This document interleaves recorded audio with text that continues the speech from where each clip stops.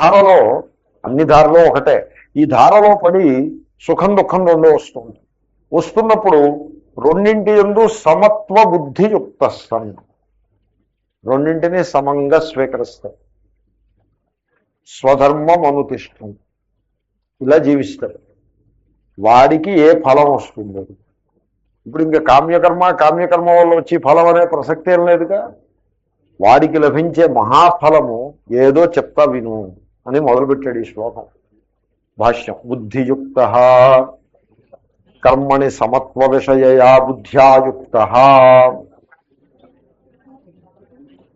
బుద్ధియుక్త బుద్ధియుక్త ఏ తత్పురుష సమాసం ఉండదు, తృతీయ తత్పురుషం అండి. బుద్ధితో కూడినవాడు. ఎటువంటి బుద్ధి అంటే కర్మణి సమత్వ విషయయా బుద్ధ్యా, కర్మయందు సమత్వము, దానికి సంబంధించిన బుద్ధి. కర్మయందు సమత్వం అంటే ఏమిటి? కామ్యకర్మలో సమత్వం కుదరదు.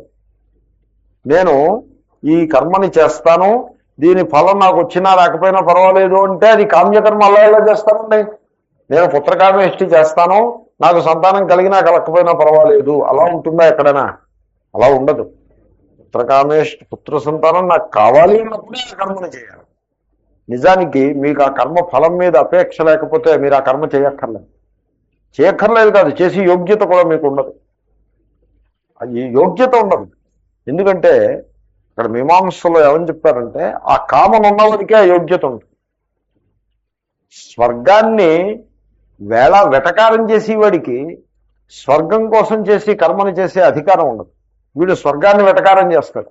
స్వర్గానికి వెళ్ళి ఏం చేస్తావా నువ్వు? ఆ ఇంద్రుడు వచ్చినప్పుడు లేచిన లోడకపోతే ఆయన నీ మీద కోపపడతాడు, నువ్వు చికాకు పడతావు, ఇబ్బంది పడతావు. నీ నైబరు నీకంటే మంచి పొజిషన్లో ఉంటే దుఃఖపడతావు. ఊర్వశి డ్యాన్స్ చూస్తావు, ఆ డ్యాన్స్ అయిపోయిన తర్వాత ఎప్పుడే అయిపోయిందా అని మళ్ళీ బెంగ పెట్టుకుంటావు. ఇది ఎందుకు వచ్చింది దిక్కుమాల స్వర్గం అని ఇలా వీడు వెటకారం చేస్తున్నాడు అనుకోండి, వీడికి జ్యోతిష్టమైన స్వర్గకామో యజేత, ఆ విధికి వీడికి అర్హత ఉండదు, అర్హతే పోతుంది. కాబట్టి ఆ స్వర్గం నాకు కావాలి అనే కామన ఉంటే అప్పుడు అధికారం వస్తుంది. అంచేతనే ఆ విధికి అధికార విధి అని పేరు. ఆ యోగ్యత వస్తుంది. కాబట్టి ఆ కామనే లేకపోతే ఆ విధి వాక్యమే వీడికి వర్తించదు, అసలు వీడికి అన్వయించదు. Doesn't apply to him. Therefore ఆ కర్మలన్నీ జారిపోతారు. ఒక ఆయన నా దగ్గరికి వచ్చి మీకు శని యొక్క అనుగ్రహం కోసం నేను ఒక కర్మ చెప్తాను చేయమని చెప్పారు. అంటే మాకు శని అనుగ్రహం ఉందండి, అలా లేదని ఎందుకు అనుకుంటున్నారు? అబ్బాయి అది పొరపాటు ఉంది మాకు అని నేను అన్నా. ఇంక ఇప్పుడు నాకు కర్మ ఎందుకండి? కనుక సో దేర్ఫోర్ కామ్యకర్మలన్నీ జారిపోతాయి, ఇంకా అసలు మిగలవు. అప్పుడు ఇంకా ఈ కర్మ ఉంటుంది, నిత్యకర్మానుష్ఠానం ఉంటుంది, సుఖ దుఃఖాలు వస్తూ ఉంటాయి. ఆ సుఖ దుఃఖాల యందు సమత్వ బుద్ధి ఉంటుంది. వీడు ఇలా బతుకుతాడు. ఇప్పుడు వీడి చేసే కర్మకి పుణ్యము పాపము అనేటువంటి ప్రసక్తే ఉండదు. వీడు ఆ పుణ్యపాపముల ఆ పరిధి నుండి, ఆ ద్వంద్వం నుండి పైకి వెళ్ళిపోతాడు. జహాతి పరిత్యజతి అంటే విడిచిపెట్టేస్తాడు. ఇహ అస్మిన్ లోకే, ఇక్కడే బతికుండగానే విడిచిపెట్టేస్తాడు. మరణించిన తర్వాత విడిచిపెట్టడం కాదు. అవునా, విడిచిపెడితే బతికుండగానే విడిచిపెట్టాం. మరణించిన తర్వాత విడిచిపెట్టడం కుదరదు. ఇది పట్టుకుని ఈ మూట జ్ఞానం వస్తే బతికుండగానే రావాలి, చచ్చిపోయిన తర్వాత ఇంక జ్ఞానం రాదు. మళ్ళీ వెనక్కి వచ్చి పాఠం చెప్పుకుంటేనే మళ్ళీ జ్ఞానం వస్తుంది. ఇప్పుడు బ్రహ్మలోకానికి వెళ్ళేది అనుకోండి, బ్రహ్మలోకం నుంచి మోక్షం పొందాలంటే ఎలాగన్నా అడిగారు.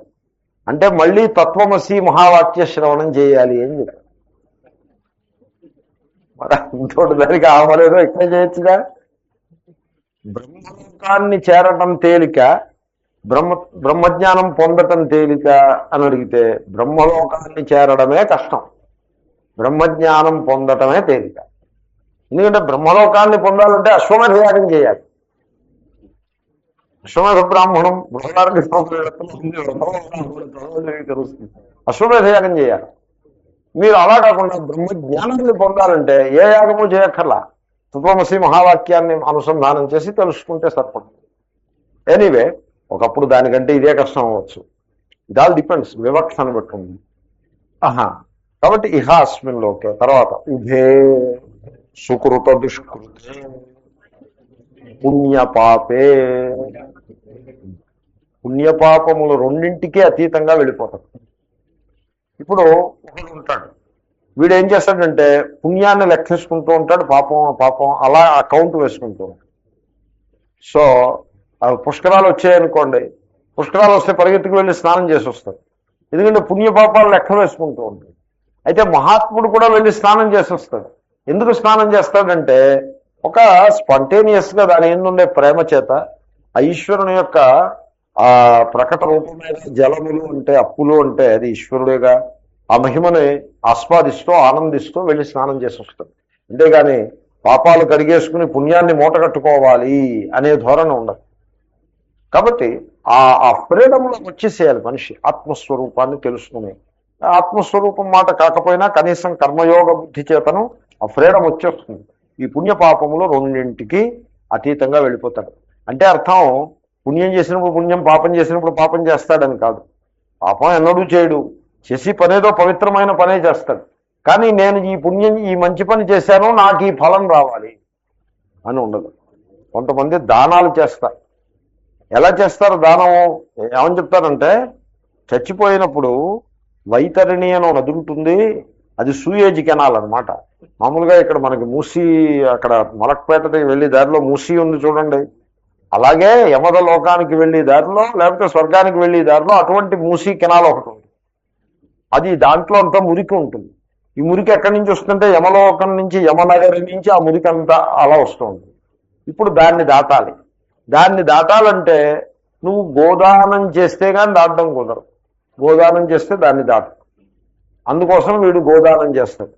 వీడు నిజానికి వీడి చేసుకు చచ్చిపోవచ్చు, ఏదో పేరెట్టి వీడే ఓ గోవును కొని దానం చేయొచ్చుగా. వీడు ఆ పని చేయడు. వీడు లోభి కదా, వీడు ఖర్చు పెట్టడు కదా డబ్బు. కాబట్టి వీడు చచ్చిపోయిన తర్వాత వీడి తరఫున వీడు కొనుక్కో కూతురు ఎవరో చేస్తారు. ఎవరో నన్ను అడిగారు, మా నాయనగారు లాస్ట్ డేస్లో ఉన్నారండి, డెత్ బెడ్ మీద ఉన్నారండి, ఏం చేయమంటారని అడిగారు. ఆయన్ని గోదానం చేయమనండి అని చెప్పాను. అదేదో మేము ఆయన చచ్చిపోయిన తర్వాత చేస్తాం, అదే పొరపాటు. చచ్చిపోయిన తర్వాత ఇంకో గోవును దానం చేయొచ్చు, బతికుండగా చేయండి. అలా కాదండి, మాకు ఈ పుణ్యపాపములకు అతీతంగా మేము ఉన్నాం, నో ప్రాబ్లం, నో ప్రాబ్లం. అప్పుడు అటువంటి వాడు ఆ వైతరణి నది దాటడం కోసం గోదానము అనేది ఉండడం. వాడెలా ఉంటాడంటే అరే స్వాపర కస్యస్విద్ధనం, అంతా ఈశ్వరుడి ధనమేగా అనేటువంటి ఇంకో విలక్షణమైన స్థితిలో ఉంటుంది. వాడు ఉన్నదంతా త్యాగం చేస్తాడు. గోవుని త్యాగం చేయడం ఏంటి, పావలా దానం చేయడం ఏంటంటే పరసే దానం చేస్తాడు. కాబట్టి సో ఉభయ సుకృత దుష్కృతే జహాతి, చాలా ఉన్నతమైన స్థితి. ఆ పుణ్యపాపముల ఆ పంజా నుంచి పైకి వెళ్ళిపోతాడని అభిప్రాయం. సరే, తస్మా కాదు ఉభయ సుకృత దుష్కృతే పుణ్యపాపే. ఓకే. సత్వశుద్ధి జ్ఞాన ప్రాప్తి ద్వారేణ, అంటే పుణ్యపాపములు రెండింటికి అతీతంగా వెళ్ళిపోతాడంటే ఎలాగా? ఇప్పుడు వీడు ఆత్మజ్ఞాని అవునా కదా? ఆత్మజ్ఞాని అవును అంటే వాడిని పుణ్యపాపాలు స్పృశించం, పుణ్యపాపాలకు అతీతంగా వెళ్ళిపోతాడు. ఆత్మజ్ఞాని కాదు అంటే కర్మయోగంలో ఉన్నాడు గనక వీడు అంతఃకరణ శుద్ధి, సత్వశుద్ధి అంటే అంతఃకరణ శుద్ధి, అంతఃకరణ శుద్ధి పొందుతాడు. పొంది ఆ తర్వాత జ్ఞానాన్ని పొందుతాడు. పొంది పుణ్యపాపాలకు అతీతంగా వెళ్ళిపోతాడు. కాబట్టి రెండు కేసుల్లో కూడా అంటే సాధకుడా సాధ్యస్థితిని చేరుకున్నాడా అంటే పైకి ఎక్కుతున్నాడా, ఎక్కేశాడా? ఎక్కేశాడు, ఆత్మజ్ఞాన నిష్ఠ చేత పుణ్యపాపాలకు అతీతంగా వెళ్ళిపోతాడు.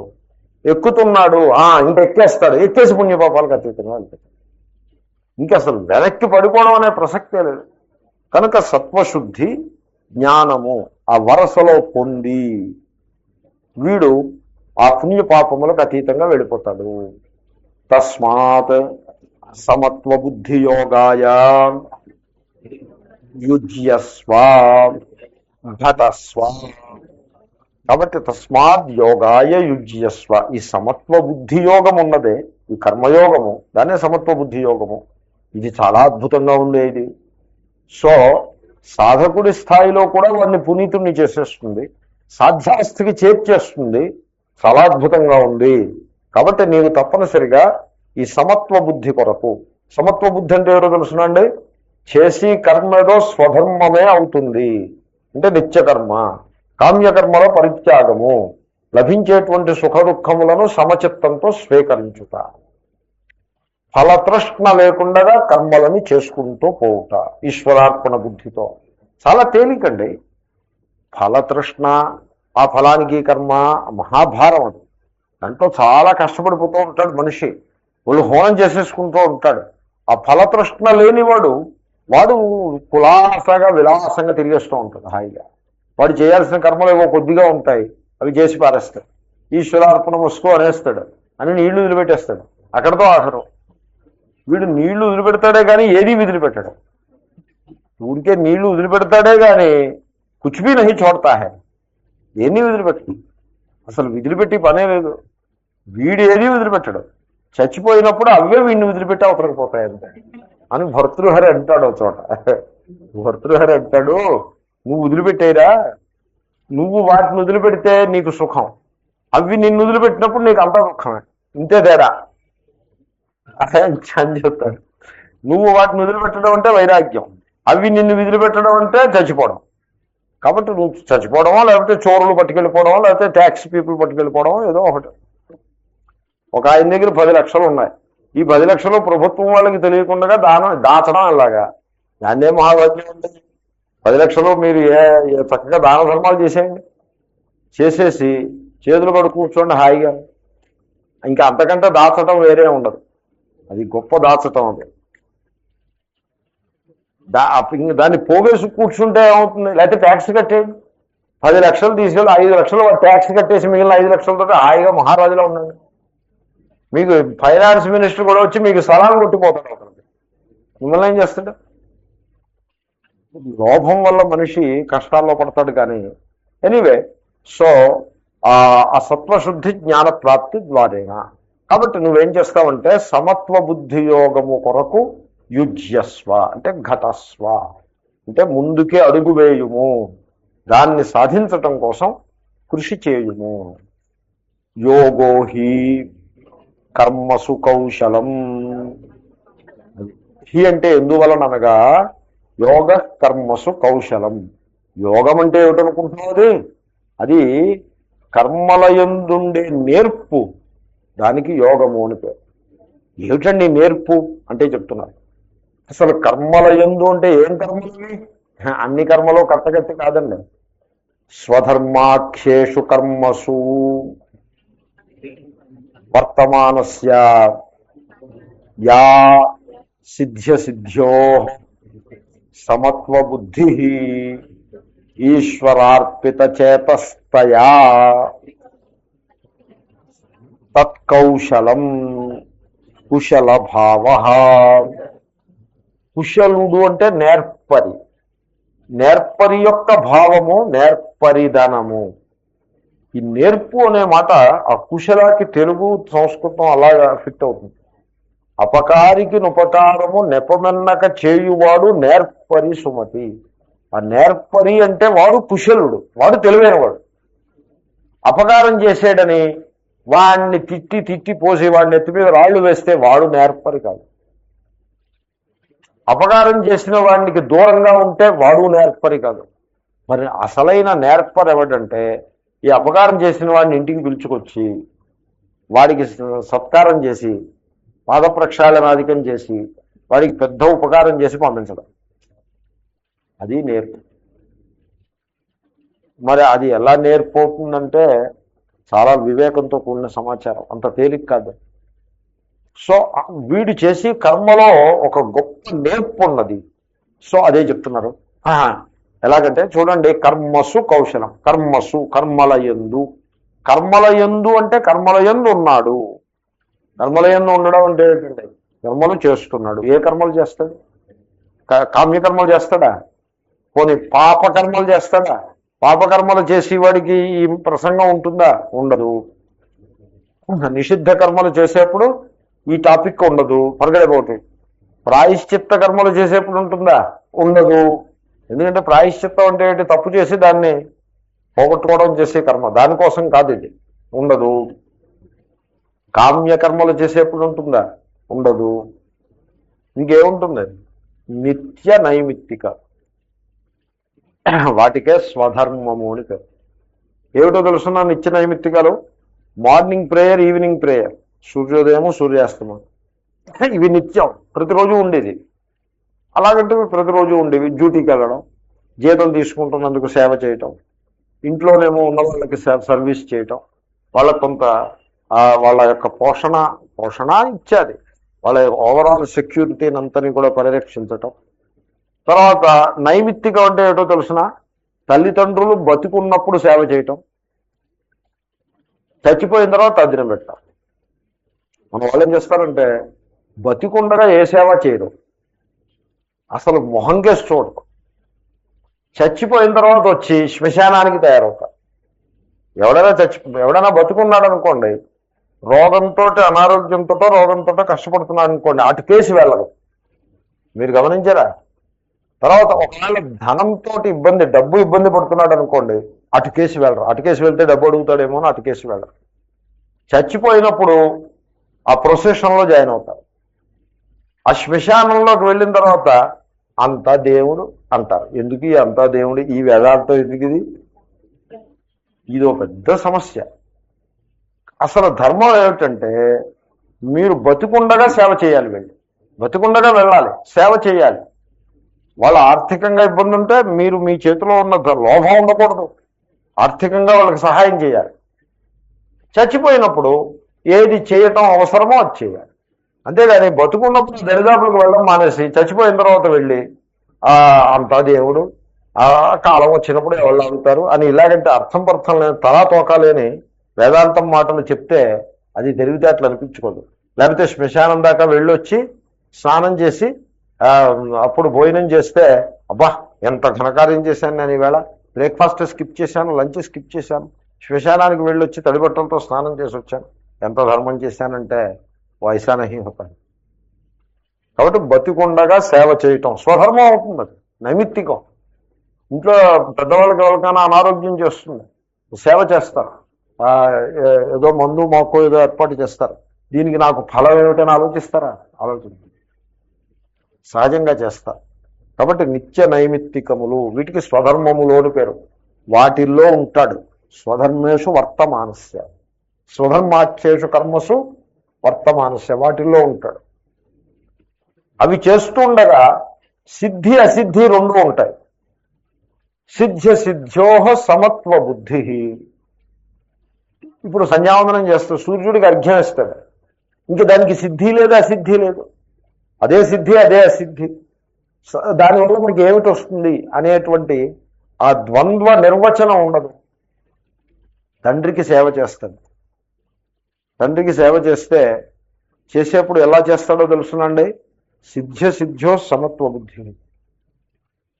నాన్నగారి దగ్గర 2 లక్షలు అట్టి పెట్టాడు తన పేరు మీద, ఇది మనం సేవ చేస్తే మనకు వస్తుంది అని కాదు. సేవ చేయకపోతే అంతా కూడా లేకుండా చేస్తాడేమో అని కాదు.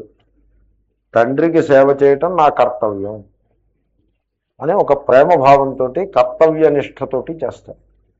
తండ్రి ఇస్తాడో మాంతాడో అది ఆయన ఇష్టం. కాదండి, ఇంత సేవ చేస్తున్నారు, మీ తమ్ముడు అసలు దరిదాపులకి రాలేదు, మీరే కదా హాస్పిటల్ చుట్టూ తిరుగుతున్నారు, ఒకసారి చెప్పండి ఆయనకి, ఆ ఇల్లులో 1 లక్ష రాయబడి అని భార్య అన్నా కూడా వద్దు, మనకు అసలు అదేం వద్దు. లెట్ హిమ్ చూస్. ఇస్తారో మాంతారో అది వారి ఇచ్చ, అది మన ప్రమేయం ఏం లేదు దాంట్లో. సిద్ధ్య సిద్ధ్యో సమో భూత. వైద్యం చేయిస్తారు. సపోజ్ మరణం వచ్చింది అనుకోండి, ఈ చచ్చిపోయేదో వారంలో ముందు చచ్చిపోయి ఉండాల్సింది, ఈ డబ్బేనా కలిసి వచ్చింది అలా. డబ్బు ఖర్చు పెట్టినా కూడా ఫలితం దక్కలేదు, చచ్చిపోయాడు మనిషి, డాక్టర్కి డబ్బు ఇచ్చేసాం.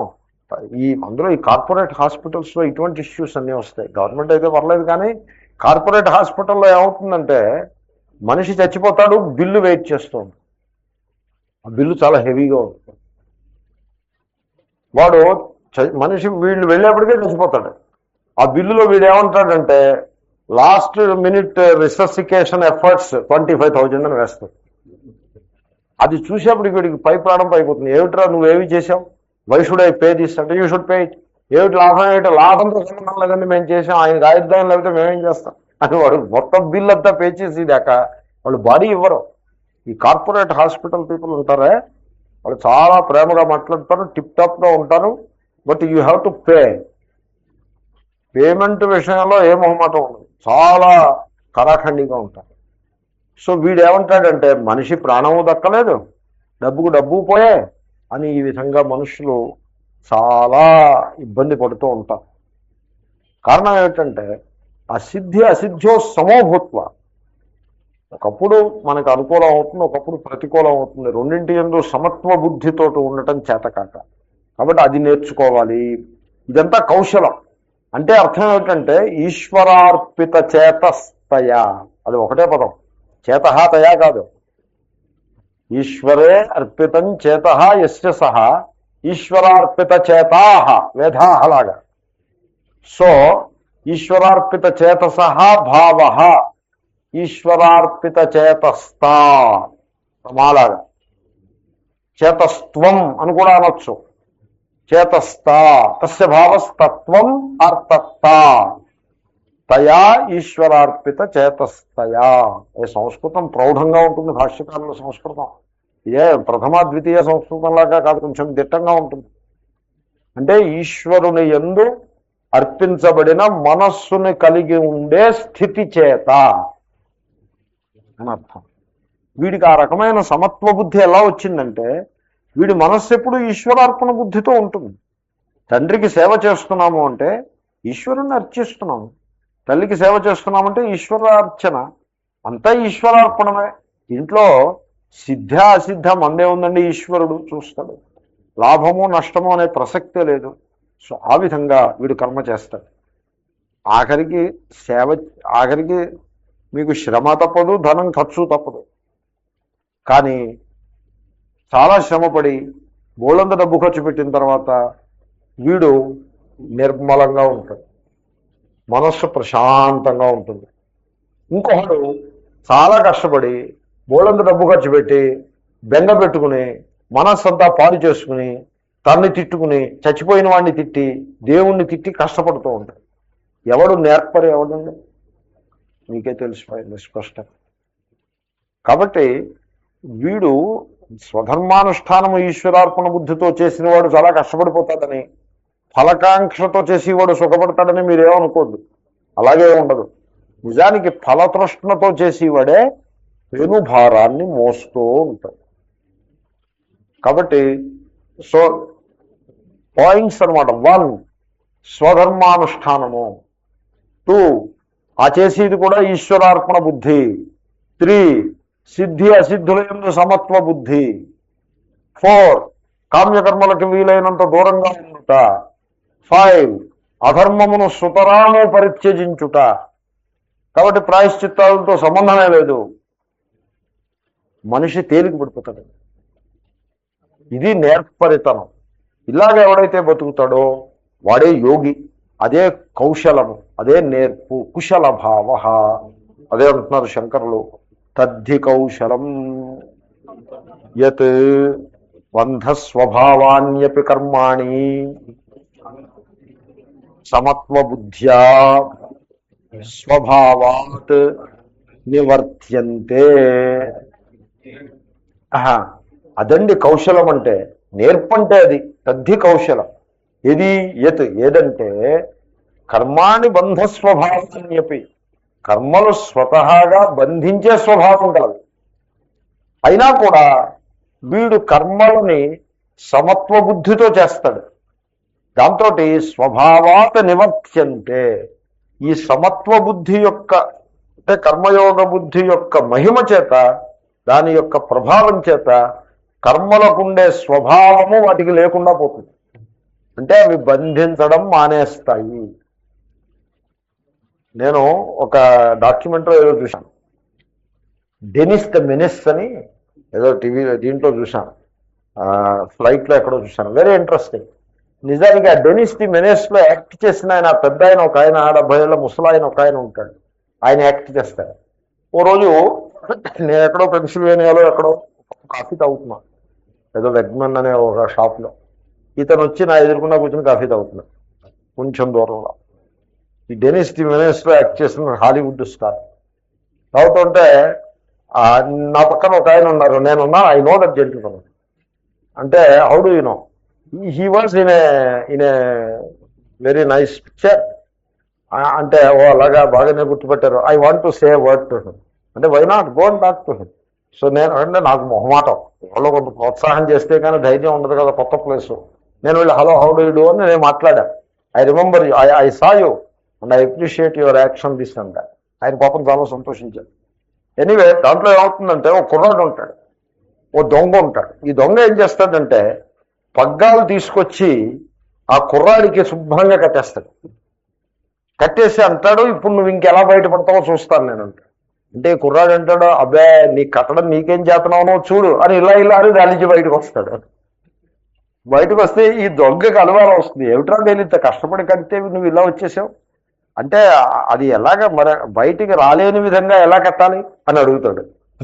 నీకు చూపిస్తా అని వీడు చూపిస్తాడు వాడికి. ఐ విల్ టీచ్ యూ అని ఆ కుర్రాడు వీడిని, ఇది ఇలా కట్టు, కట్టు, ఇప్పుడు ఇది మూడేసా, ఇప్పుడు ఏం చేయమంటావు, ఇది పైకి తీసి మూడే అని వేయించి ఆఖరికంటాడు now you cannot come out of it అంటాడు ఈ కుర్రాడు. అంతే, ఇంక వాడు రాలేడు. సో వీడు కట్టాడు, తాళ్ళేసి వాడు కట్టాడు, కానీ వాడికి నేర్పరితనం లేదు, వీడికి నేర్పరితనం ఉంది. వాడికి ఆ కుర్రాడికి డెనిస్ అని పేరు, అదే కౌశలం అంటే. సో ఇక్కడ కూడా కర్మలకి బంధించే లక్షణం, కానీ బంధం లేకుండా బయటపోతాడు. మరి అది నేర్పరితనమా కదా, అది కౌశలం. తస్మాత్ సమత్వ బుద్ధియుక్తో భవత్వం. కాబట్టి నీవు ఆ సమత్వ బుద్ధిని సంపాదించుకో.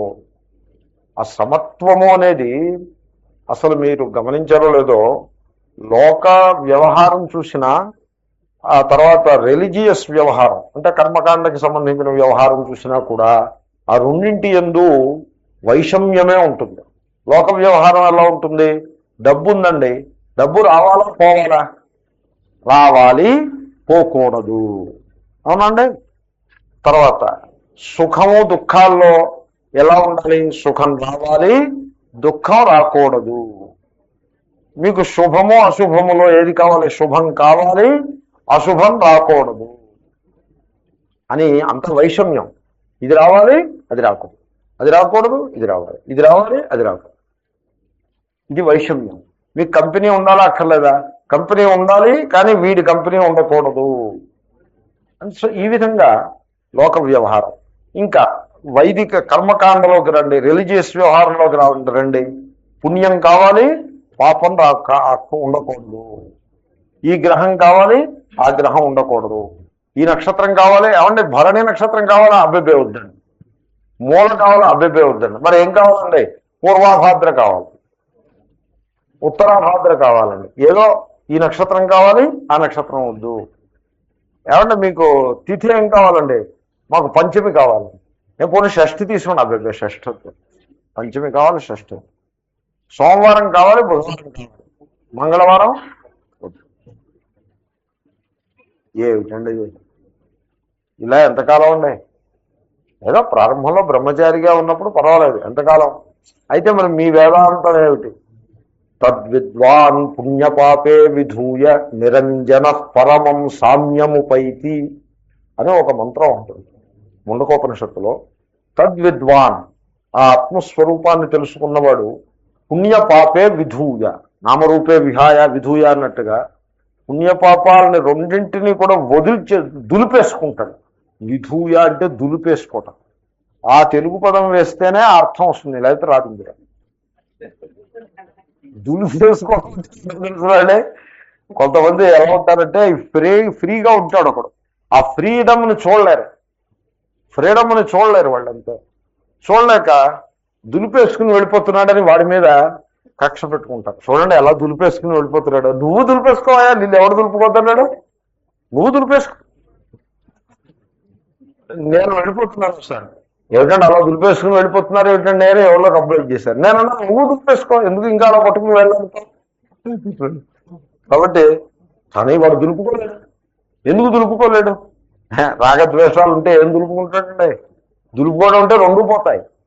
పుణ్యం పోతుంది, పాపం పోతుంది, శుభం పోతుంది, అశుభం పోతుంది, లాభం పోతుంది, నష్టం పోతుంది, రెండు పోతాయి. సో పుణ్యపాపే విధూయ, రెండింటిని దులిపేసుకుని నిరంజన, ఏ లేపము, లేపం అంటే అతుక్కోవడం,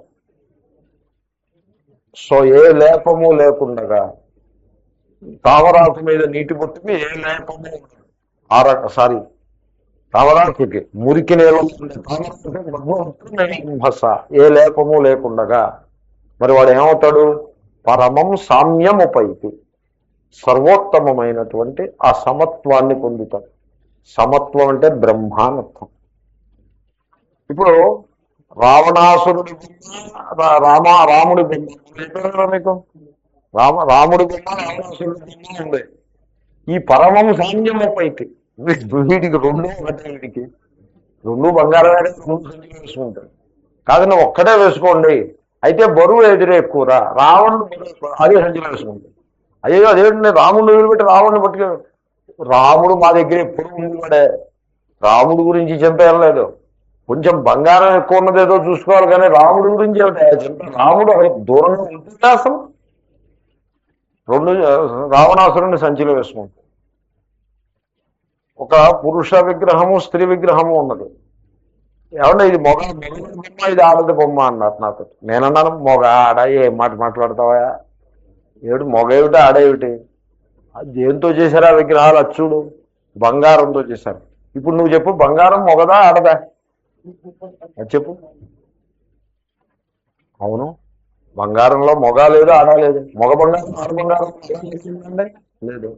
దాంతో విగ్రహం చేస్తే ఇది మొగ విగ్రహం, ఆడ విగ్రహం అని ఉంది, కానీ బంగారంలో మొగ. బ్రహ్మ అంటే అది పరమం సామ్యం. నువ్వు దేని యందు నీవు ఇటు అటు అనే ద్వంద్వం చెప్పావో దాని ఎందే ఒక్క అడుగు నువ్వు పైకి వేస్తే ద్వంద్వం లేదు. పరమం సామ్యము పైకి. బంగారంలో ఎలాగైతే మొగ ఆడనే భేదం మెర్జ్ అయిపోయి ఒకటే అయిపోయాయో, రాముడు రావణుడు అనే భేదం, రాముడు కావలసిన వాడు, రావణుడు అక్కర్లేదు, హీరో విలన్ భేదము మెర్జ్ అయిపోయి ఒకటే అయిపోయాయో, ఆ విధంగా ఈ ఆత్మస్వరూపంలో పుణ్యపాపములు, సుఖదుఖములు, శుభాశుభములు అన్నీ కూడా మెర్జ్ అయిపోయి దీని నిర్వచనమే లేకుండా పోతుంది. ఆపోజిట్స్ యొక్క నిర్వచనం లేకుండా అయిపోతుంది. పరమం సామ్యము పైకి. వాడికి పిశాచం వచ్చినా, వేద బ్రాహ్మణులు వచ్చినా ఇద్దరేళ్ళు పరబ్రహ్మనే చూస్తాడు. కుక్కొచ్చినా, నక్కొచ్చినా, ఆవు వచ్చినా, గేదొచ్చినా అన్నిటి ఎందు పరమేశ్వరుని చూస్తాడు. విలన్ వచ్చినా, హీరో వచ్చినా ఇద్దరు ఎందు ఈశ్వరుని చూస్తాడు. పురుషుడు వచ్చినా, స్త్రీ వచ్చినా ఇద్దరు ఎందు ఈశ్వరుని చూస్తాడు. శనిగ్రహము, గురుగ్రహము రెండింటి ఎందు ఈశ్వరుని చూస్తాడు. మూలా నక్షత్రము, శ్రవణ నక్షత్రం రెండింటిలో ఈశ్వరుని చూస్తాడు.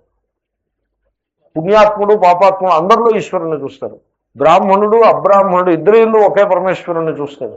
ఇండియా వాడు, అమెరికా వాడు ఇద్దరు ఎందు ఒకే ఈశ్వరుని చూస్తాడు. పరమం సామ్యము పైకి. మడి, పాచి రెండింటి ఎందు ఒకే ఈశ్వరుని చూస్తాడు. పరమం సామ్యము పైకి. పరమ సామ్యాన్ని పొందేస్తాడు. వాడికి ఈ ద్వంద్వాలు వాడి దగ్గర పనికిరావు. అది అల్టిమేట్ జ్ఞానం. అది ఆ స్థితికి మనిషి కేర్ఫుల్గా ఎదగాల్సి ఉంటుంది.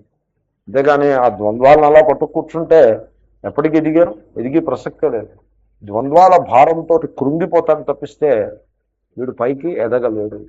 కాబట్టి ఆ నేర్పు, యోగ కర్మసు కౌశలం, ఆ నేర్పు అన్నది అది జ్ఞానికి ఉంటుంది. నువ్వు ఆ స్థితిలో ముందుకు వెళ్ళవలసినది. తర్వాత శ్లోకం. కర్మజం బుద్ధియుక్తా హి ఫలం త్యక్త్వా మనీషిణః జన్మబంధ వినిర్ముక్తాః పదం గచ్చంత్యనామయం. పదం గచ్చంతి, ఇది ఒక వైదిక ప్రయోగం. పదమును పొందుతారు. పదము అంటే మీరు పొందటానికి కృషి చేసి కష్టపడి సంపాదించినటువంటి ఉన్నత స్థానానికి పదము అని పేరు. దీన్నే అప్పుడప్పుడు పదవి అని అంటారు. మంత్రి పదాన్ని పొందాడన్నమాట. మంత్రి పదవిని పొందాడంటే పదాన్ని పొందాడు. దానికి ఏం చేయాలి? ఎలక్షన్లో కంటెస్ట్ చేయాలి, లంచాలు ఇవ్వాలి, అబద్ధాలు చెప్పాలి, తప్పు ప్రామిస్లు అన్నీ, ఇగో తెలంగాణ వచ్చేస్తుంది అనాలి, ఏవేవో చాలా చేయాలి. అవన్నీ చేసి ఎమ్మెల్యే అవ్వాలి. ఎమ్మెల్యే అయిన తర్వాత అప్పుడు ఇంక ఈ ఓటర్స్ని వదిలిపెట్టేసి, ఇంకా వాళ్ళు ఉండాల్సిన అవసరం లేదు, వాళ్ళని వదిలిపెట్టేసి అక్కడ పైరవి నాయకులు ఉంటారు. ఆ చీఫ్ మినిస్టర్ గారి చెవిలో గుసగుసలాడి వాడు ఎవడో ఉంటాడు, వాడిని పట్టుకోవాలి, వీడిని పట్టుకోవాలి. ఆఖరికి అవసరం అయితే చీఫ్ మినిస్టర్ గారి డ్రైవర్ను కూడా వెళ్ళి కాలు పట్టుకోవాలి. పట్టుకుని అరే మన పేరు ఆ లిస్ట్ ఆఫ్ మినిస్టర్స్లో ఉందో లేదో చూసుకోవాలి. ఆఖరికి వచ్చింది, అవసరమైతే బెదిరించాలి. ఇదిగో నువ్వు కనుక నన్ను మినిస్టర్ చేయకపోతే మా వాళ్ళు 10 మంది ఉన్నారు, జాగ్రత్త కాసుకో అనాలి.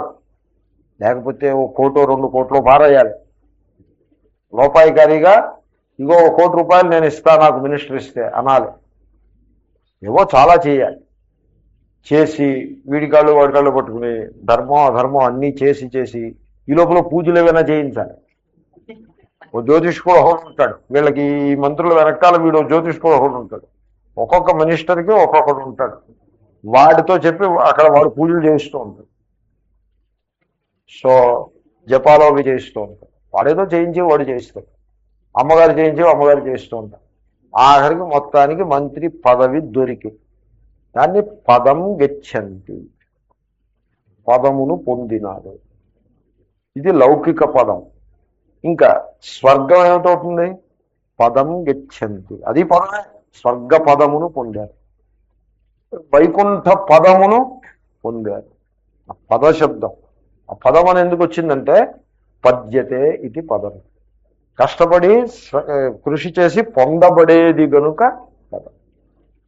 సరే, ఇప్పుడు ఈ కర్మయోగము ఆత్మజ్ఞానము దీనివల్ల ఏమవుతుందండి? పదం గచ్చంతి, మళ్ళీ వీళ్ళు కూడా పదాన్ని పొందుతారు. ఎటువంటి పదాన్ని పొందుతారు? అనామయం పదం గచ్చంతి.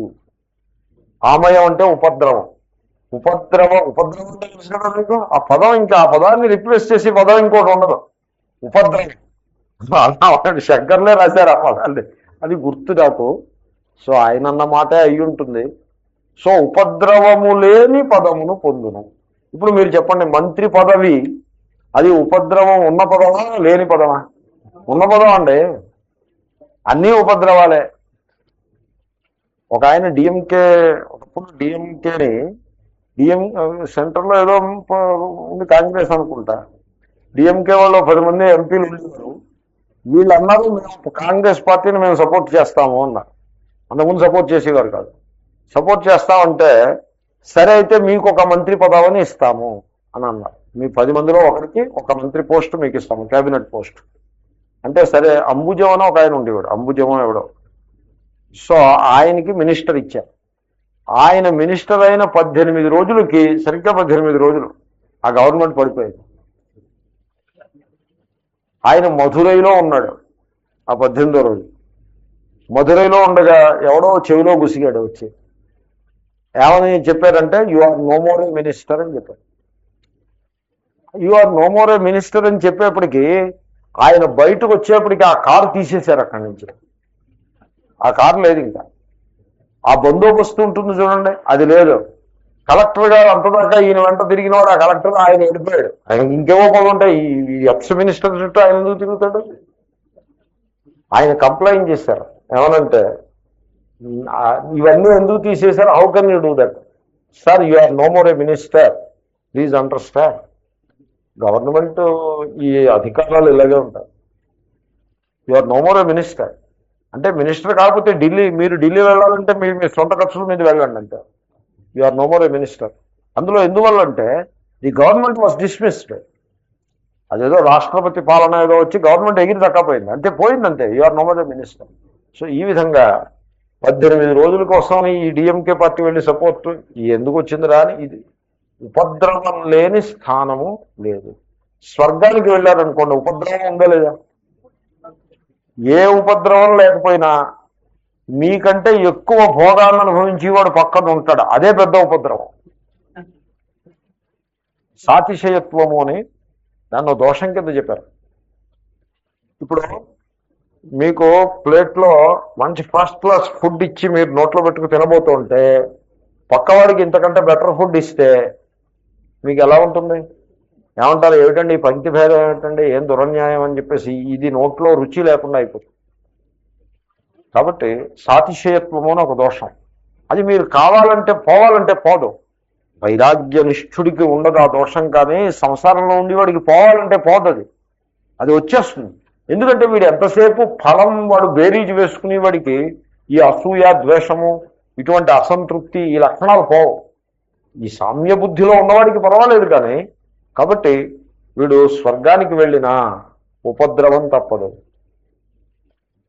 సో ఇంద్రుడు ఒకసారి పల్లకిలో వెళ్తున్నాడు. ఈ కథలు మీరు వినుంటారు. ఆ కథల్లో మెసేజ్ తీసుకోవాలి, ఊరికే చేదస్తంగా పెట్టుకోకూడదు కథలు.